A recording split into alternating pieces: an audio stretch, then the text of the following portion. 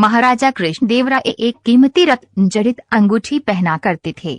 जब भी वह दरबार में उपस्थित होते तो अक्सर उनकी नजर अपनी सुंदर अंगूठी पर जाकर टिक जाती थी। राजमहल में आने वाले मेहमानों और मंत्रीगणों से भी वे बार बार अपनी उस अंगूठी का जिक्र किया करते थे। एक बार राजा कृष्णदेवराय उदास होकर अपने सिंहासन पर बैठे थे। तभी तेनालीराम वहां आ पहुंचे। उन्होंने राजा की उदासी का कारण पूछा। तब राजा ने बताया कि उनकी पसंदीदा अंगूठी खो गई है और उन्हें पक्का शक है कि उसे उनके 12 अंगरक्षकों में से किसी एक ने चुराया है। चूंकि राजा कृष्णदेवराय का सुरक्षा घेरा इतना चुस्त होता था कि कोई चोर उचक्का या सामान्य व्यक्ति उनके नजदीक नहीं जा सकता था। तेनालीराम ने तुरंत महाराज से कहा कि मैं अंगूठी चोर को बहुत जल्द पकड़ लूंगा। ये बात सुनकर राजा कृष्णदेवराय बहुत प्रसन्न हुए। उन्होंने तुरंत अपने अंगरक्षकों को बुलवा लिया।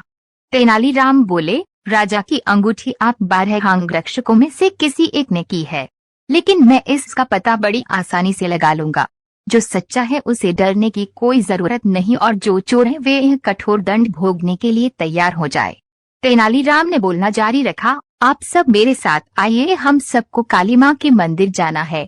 राजा बोले, ये कर रहे हो तेनालीराम, हमें चोर का पता लगाना है, मंदिर के दर्शन नहीं कराने हैं। महाराज आप धैर्य रखें, जल्द ही चोर का पता चल जाएगा।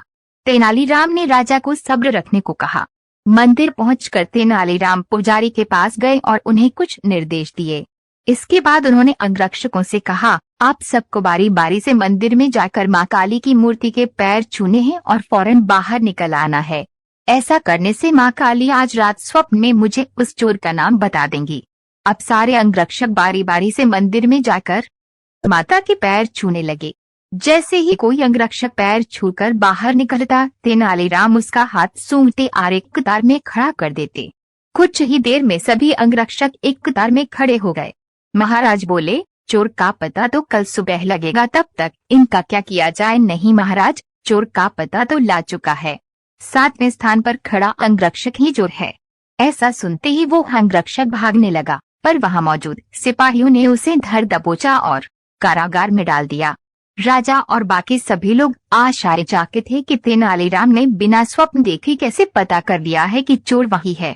तेनालीराम सबकी जिज्ञासा शांत करते हुए बोले, मैंने पुजारी जी से कहकर काली माँ के पैरों पर तेज सुगंधित इत्र छिड़कवा दिया था, जिस कारण जिसने भी माँ के पैर छुए उसके हाथ में वही सुगंध आ गई।